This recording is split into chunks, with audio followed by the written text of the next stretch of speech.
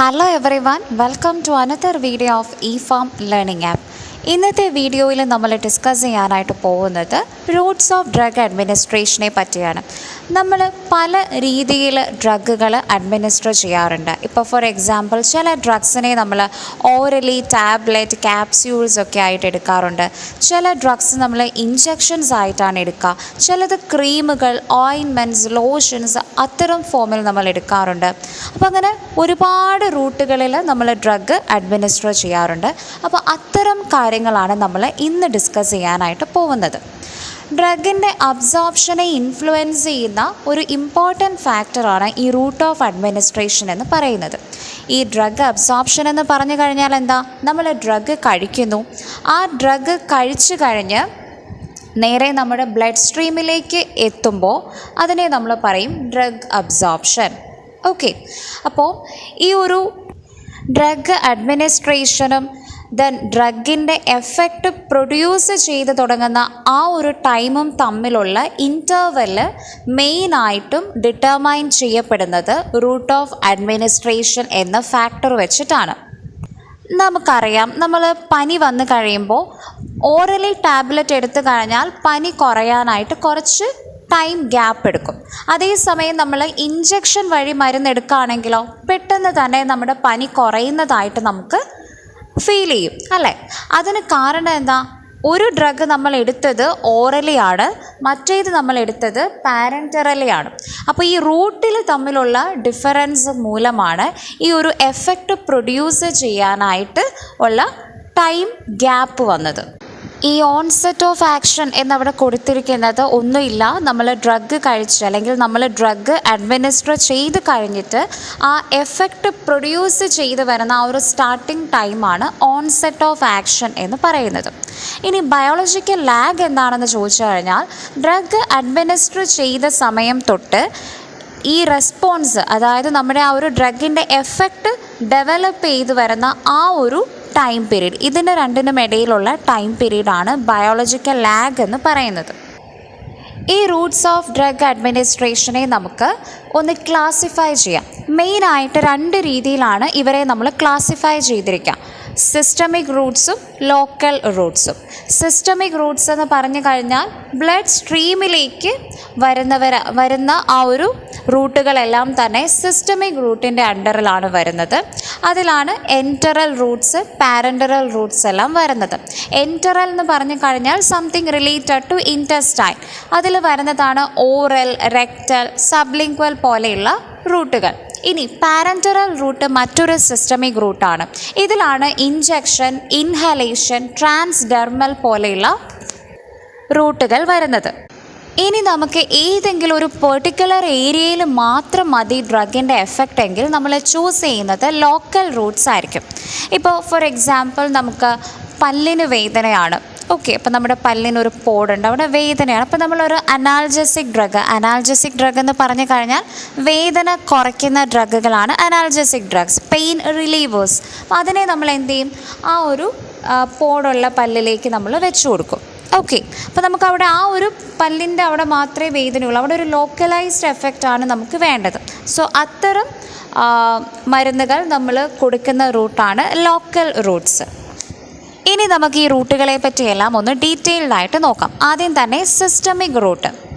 നമ്മൾ നേരത്തെ പറഞ്ഞതുപോലെ സിസ്റ്റമിക് റൂട്ട് വഴി കൊടുക്കുന്ന ഡ്രഗ്സുകൾ നേരെ നമ്മുടെ ബ്ലഡ് സ്ട്രീമിലേക്കാണ് അവസാനം എത്തുന്നത്, എന്നിട്ട് സിസ്റ്റമിക് എഫക്റ്റ് പ്രൊഡ്യൂസ് ചെയ്യും. ഇതിൽ വരുന്നതാണ് എൻറ്ററൽ റൂട്ട്സ്. എൻറ്ററൽ റൂട്ട്സിൽ വരുന്നത് oral route, sublingual route and rectal root.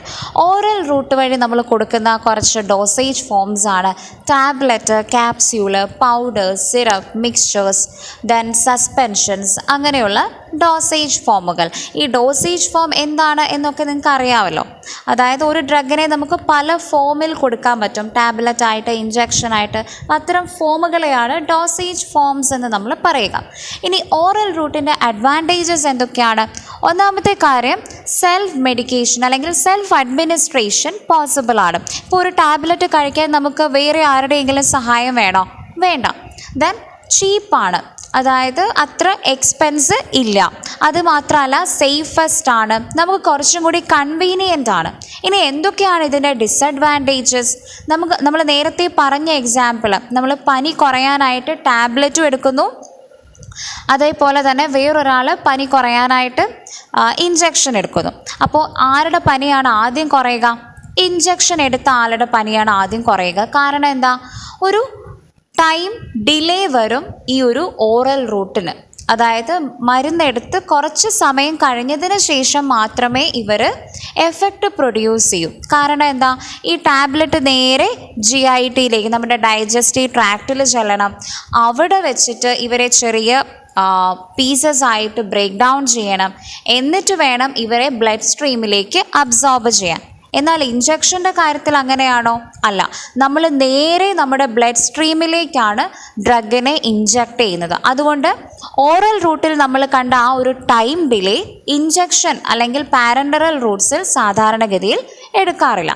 അപ്പോൾ നമുക്ക് ഓറൽ റൂട്ടിൻ്റെ ഡിസഡ്വാൻറ്റേജ് ആയിട്ട് എഴുതാം സ്ലോ ഓൺസെറ്റ് ഓഫ് ആക്ഷൻ. അതായത് ഡ്രഗ് അഡ്മിനിസ്റ്റർ ചെയ്ത് കഴിഞ്ഞാൽ എഫക്റ്റ് കാണിച്ചു തുടങ്ങാനായിട്ട് ഒരു ചെറിയ ഡിലേ ഉണ്ട്. That is slow onset of action. ഇനി നല്ല കയ്പുള്ള ഡ്രഗാണ്. ബിറ്റർ ഡ്രഗ്സിനെ നമുക്ക് ഓറൽ റൂട്ട് വഴി എടുക്കാനായിട്ട് ഭയങ്കര ബുദ്ധിമുട്ടാണ്. So unpalatability of bitter drugs. അതേപോലെ ചിലർക്ക് ഓറലി ഡ്രഗ്സ് എടുത്തു കഴിഞ്ഞാൽ, ഓറൽ ടാബ്ലറ്റ്സ് ഒക്കെ എടുത്തു കഴിഞ്ഞാൽ നോസിയ, വോമിറ്റിംഗ് പോലുള്ള കണ്ടീഷൻസ് വരും. അതായത് നോസിയ എന്ന് പറഞ്ഞാൽ നമുക്ക് ഓക്കാനിക്കാനായിട്ട് വരും. ആ ഒരു വൊമിറ്റിംഗ് ടെൻഡൻസിനെയാണ് നോസിയ എന്ന് പറയുക. ഇനി ബോധമൊന്നും ഇല്ലാതെ കിടക്കുന്ന ഒരു പേഷ്യൻ്റാണ് അൺകോൺഷ്യസ് ആയിട്ടുള്ള പേഷ്യൻറ്റ്. അതേപോലെ എന്ത് ചെയ്താൽ മരുന്ന് കഴിക്കില്ലാത്ത ഒരു പേഷ്യൻ്റാണ്, അതായത് അൺകോപ്പറേറ്റീവ് ആയിട്ടുള്ള പേഷ്യൻറ്റ്. നമ്മൾ പറഞ്ഞു കൊടുക്കും 3 നേരം മരുന്ന് കൊടുക്കുക, പക്ഷെ അവർ കഴിക്കുന്നില്ല. So uncooperative patient. അപ്പോൾ ഇത്തരത്തിലുള്ള സാഹചര്യത്തിൽ നമുക്ക് ഓറൽ റൂട്ട് സ്യൂട്ടബിൾ അല്ല. ഇനി ചില ഡ്രഗ്സ് നമ്മൾ കഴിച്ചു കഴിഞ്ഞാൽ നമ്മുടെ സ്റ്റൊമക്കിലുള്ള ഗ്യാസ്ട്രിക് എൻസൈംസ് അതിനെ ഡിസ്ട്രാക്റ്റ് ചെയ്യും. അതുകൊണ്ട് നമ്മൾ അത്തരം ഡ്രഗ്സിനെ ഓറൽ റൂട്ടിൽ കൊടുക്കില്ല. അപ്പോൾ ഇതൊക്കെയാണ് ഇതിൻ്റെ ഡിസഡ്വാൻറ്റേജസ്. അടുത്ത ഒരു കൺസെപ്റ്റാണ് എൻറ്ററിക്കോട്ടിക്. അതായത് നമ്മളിപ്പോൾ നേരത്തെ ഒരു ഡിസഡ്വാൻറ്റേജ് കണ്ടില്ലേ, ചില ഡ്രഗ്സിനെ ഗ്യാസ്ട്രിക് ജ്യൂസ് ഡിസ്ട്രോയ് ചെയ്യുക. അപ്പോൾ ആ ഒരു ഇൻകൺവീനിയൻസ് മാറ്റാൻ, അല്ലെങ്കിൽ ആ ഒരു ഡിസഡ്വാൻറ്റേജിനെ ഓവർകം ചെയ്യാൻ വേണ്ടിയിട്ട് മാർക്കറ്റ് ചെയ്തിട്ടുള്ള ഒരു കൺസെപ്റ്റാണ് എൻറ്ററിക്കോട്ടിക്. അതായത് നമ്മുടെ ടാബ്ലറ്റ് ആൻഡ് പിൽസിനെ സെല്ലുലോസ് അസറ്റേറ്റ് പോലെയുള്ള കെമിക്കൽസ് വെച്ച് നമ്മൾ കോട്ട് ചെയ്യും. ഈ ഒരു കോട്ടിങ്ങിൻ്റെ പ്രത്യേകത, നമ്മുടെ സ്റ്റൊമക്കിൽ ഈ ഡ്രഗ് എത്തിക്കഴിഞ്ഞാൽ, ടാബ്ലറ്റ് എത്തിക്കഴിഞ്ഞാൽ ഗ്യാസ്ട്രിക് ജ്യൂസിന് ഒരിക്കലും ഈ കോട്ടിങ്ങിനെ ഡിസ്ട്രോയ് ചെയ്യാൻ പറ്റില്ല. ഈ കോട്ടിങ്ങിൻ്റെ ഉള്ളിലാണ് നമ്മൾ ഈ പറയുന്ന പ്രോഡക്റ്റിനെ, നമ്മുടെ ഡ്രഗിനെ പ്രൊട്ടക്റ്റ് ചെയ്ത് വെച്ചിരിക്കുക. ഈ ഒരു കോട്ടിങ് എപ്പോഴാണ് ഡിസ്ട്രോയ് ചെയ്യപ്പെടുക? സ്റ്റൊമക്കിൽ നിന്ന് അവർ ഇൻറ്റസ്റ്റൈനിലേക്ക് ചെല്ലും. അപ്പോൾ ഇൻറ്റസ്റ്റൈനിൽ pH മാറി, അസിഡിക് pH അല്ല, ആൽക്കലൈൻ pH ആയി. അപ്പോൾ ആൽക്കലൈൻ pHൽ എത്തിക്കഴിഞ്ഞാൽ മാത്രമേ ഈ പറയുന്ന കോട്ടിങ്സുകൾ ഡിസ്ട്രോയ് ചെയ്യപ്പെടൂ. അപ്പോൾ അവിടെയുള്ള ഡ്രഗ് എന്താ പറയുക, ബ്രേക്ക് ഡൗൺ ചെയ്ത് നേരെ ബ്ലഡ് സ്ട്രീമിലേക്ക് അബ്സോർബ് ചെയ്യപ്പെടും. അങ്ങനെ നമുക്ക് സ്റ്റൊമക്കിലെ അസിഡിക് ഗ്യാസ്ട്രിക് ജ്യൂസ് മൂലമുള്ള ഇനാക്ടിവേഷൻ പ്രിവെൻറ്റ് ചെയ്യാം. അടുത്ത റൂട്ടാണ് സബ്ലിംഗ്വൽ റൂട്ട്.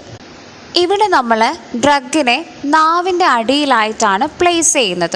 സോ നാവിനടിയിൽ എന്നുള്ള രീതിയിലാണ് സബ്ലിംഗ്വൽ എന്ന വാക്ക് അവിടെ ഉപയോഗിച്ചിരിക്കാം. സോ ഇവിടെ ഡ്രഗിൻ്റെ അബ്സോർപ്ഷൻ നടക്കുന്നത് നമ്മുടെ സബ്ലിംഗ്വൽ മ്യൂക്കോസയിൽ നിന്നാണ്, നേരെ ബ്ലഡ് സ്ട്രീമിലേക്കാണിത് എത്തുന്നത്. സോ നമ്മുടെ സ്റ്റൊമക്കിലോ സ്മോൾ ഇൻറ്റസ്റ്റൈനിലോ ഒന്നും പോകുന്നില്ല. കാരണം നമ്മൾ ഡ്രഗിനെ എന്താ പറയുക, വിഴുങ്ങുന്നില്ല, സ്വാലോ ചെയ്യുന്നില്ല, വെറുതെ നാവിനടിയിൽ വെച്ചിരിക്കുകയാണ്. സബ്ലിംഗ്വൽ റൂട്ട് വഴി എടുക്കുന്ന ഒരു ഡ്രഗിന് എക്സാമ്പിളാണ് നൈട്രോഗ്ലിസറിൻ. നമ്മൾ അഞ്ചൈനൽ പെയിൻ വരുമ്പോൾ, അതായത് നമുക്കറിയാം ചെസ്റ്റ് പെയിൻ, അപ്പോൾ ആ ഒരു അഞ്ചൈനൽ പെയിനിന് നമ്മൾ നൈട്രോഗ്ലിസറിൻ ഇത്തരത്തിൽ സബ്ലിംഗ്വലിയാണ് യൂസ് ചെയ്യുന്നത്, നാവിനടിയിൽ വയ്ക്കുകയാണ് ചെയ്യുന്നത്. ഈ ഒരു റൂട്ടിൻ്റെ അഡ്വാൻറ്റേജസ് നോക്കിക്കഴിഞ്ഞാൽ നേരിട്ട് ബ്ലഡ് സ്ട്രീമിലേക്ക് എൻ്റർ ചെയ്യുന്നത് കൊണ്ട് റാപ്പിഡ് ആൻഡ് ഇമ്മീഡിയറ്റ് അബ്സോർപ്ഷൻ ആയിരിക്കും ഇത്തരം ഡ്രഗുകൾ കാണിക്കുന്നത്. ഡ്രഗ് ലിവറിൽ എത്താത്തത് കൊണ്ട് ലിവറിൽ വെച്ചുള്ള ഡിസ്ട്രക്ഷൻ നമുക്ക് അവോയ്ഡ് ചെയ്യാനായിട്ട് പറ്റും. അതേപോലെ തന്നെ ഇപ്പോൾ നമുക്ക് ഡ്രഗിൻ്റെ എഫക്റ്റ് സ്റ്റോപ്പ് ചെയ്യണം എന്നുണ്ടെങ്കിൽ ഡ്രഗിനെ നമ്മൾ സ്പിറ്റ് ഔട്ട് ചെയ്താൽ മതി, നമ്മൾ തുപ്പിക്കളഞ്ഞാൽ മതിയാവും. ദെൻ സെൽഫ് അഡ്മിനിസ്ട്രേഷൻ പോസിബിൾ ആണ്. നാവിനടിയിൽ ഒരു ഡ്രഗ് വെക്കാനായിട്ട് നമുക്ക് വേറൊരാളുടെയും അസിസ്റ്റൻസ് ആവശ്യമില്ല. ഇനി ഈ റൂട്ടിൻ്റെ ഡിസഡ്വാൻറ്റേജസ് എന്ന് പറയുന്നത് ഇറിറ്റൻ ഡ്രഗ്സിനെ നമുക്ക് ഇത്തരത്തിൽ അഡ്മിനിസ്റ്റർ ചെയ്യാനായിട്ട് കഴിയില്ല.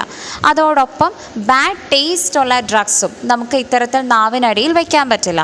ഇനി ലിപ്പിഡ് ഇൻസോലബിൾ ഡ്രഗ്സ് ആണ് എങ്കിൽ അതും ഈ സബ്ലിംഗൽ റൂട്ട് വഴി നമുക്ക് അഡ്മിനിസ്റ്റർ ചെയ്യാൻ സാധിക്കില്ല. അടുത്തതാണ് റെക്ടൽ റൂട്ട്. പേര് പോലെ തന്നെ ഇവിടെ നമ്മൾ ഡ്രഗ്സിനെ ഡയറക്റ്റായിട്ട് റെക്ടലിയാണ് അഡ്മിനിസ്റ്റർ ചെയ്യുന്നത്. അപ്പോൾ അതിൽ സപ്പോസിറ്ററി ഫോമും ഉണ്ട്, എനീമ ഫോമും ഉണ്ട്. സപ്പോസിറ്ററി എന്ന് പറയുമ്പോൾ അതൊരു സോളിഡ് ഫോം ആയിരിക്കും, നമ്മൾ ഡയറക്റ്റ്ലി രക്തത്തിലേക്ക് ഇൻട്രൊഡ്യൂസ് ചെയ്യും. എക്സാമ്പിളാണ് ബവൽ ഇവാക്വേഷൻ ആയിട്ടൊക്കെ നമ്മൾ യൂസ് ചെയ്യുന്ന ബിസാക്വിഡൈൽ സപ്പോസിറ്ററി. ഇപ്പോൾ കോൺസ്റ്റിപ്പേഷൻ ആയിട്ടൊക്കെ വരുന്നവർക്ക് നമ്മൾ സപ്പോസിറ്ററീസ് സജസ്റ്റ് ചെയ്യാറുണ്ട്. ഇനി അടുത്തതാണ് എനീമ. ഇത് സപ്പോസിറ്ററിയിൽ നിന്നും വ്യത്യസ്തമായി ലിക്വിഡ് ഫോമിലായിരിക്കും അവൈലബിൾ ആയിട്ടുള്ളത്. 2 ടൈപ്പിലുള്ള എനീമാസ് ഉണ്ട്, ഇവാക്വൻ്റ് എനീമയും റീടെൻഷൻ എനീമയും. ഇത് രണ്ടും തമ്മിലുള്ള വ്യത്യാസം എന്താണെന്ന് ചോദിച്ചാൽ, റീടെൻഷൻ എനീമ നമ്മൾ ബവൽ ലൂബ്രിക്കേറ്റ് ചെയ്യാൻ വേണ്ടിയിട്ടാണ് യൂസ് ചെയ്യുക. അതേസമയം ഇവാക്വൻ്റ് എനീമ നമ്മുടെ ലോവർ കോളൻ അഥവാ രക്തത്തിലാണ് യൂസ് ചെയ്യുന്നത്. റീടെൻഷൻ എനീമ ബവൽ കണ്ടൻറ്റിനെ ലൂബ്രിക്കേറ്റ് ചെയ്യും, അങ്ങനെ സ്റ്റൂൾസിനെ സോഫ്റ്റൻ ചെയ്യും. ഇനി ഇവാക്വൻ്റ് എനീമയാണെങ്കിൽ നമ്മുടെ സ്റ്റൂൾസിൻ്റെ വാട്ടർ കണ്ടൻറ്റ് കൂട്ടും, അങ്ങനെ സ്റ്റൂൾസിനെ സ്മൂത്തായിട്ട് പുറത്തേക്ക് എക്സ്ക്രീറ്റ് ചെയ്യാനായിട്ട് ഹെൽപ്പ് ചെയ്യും.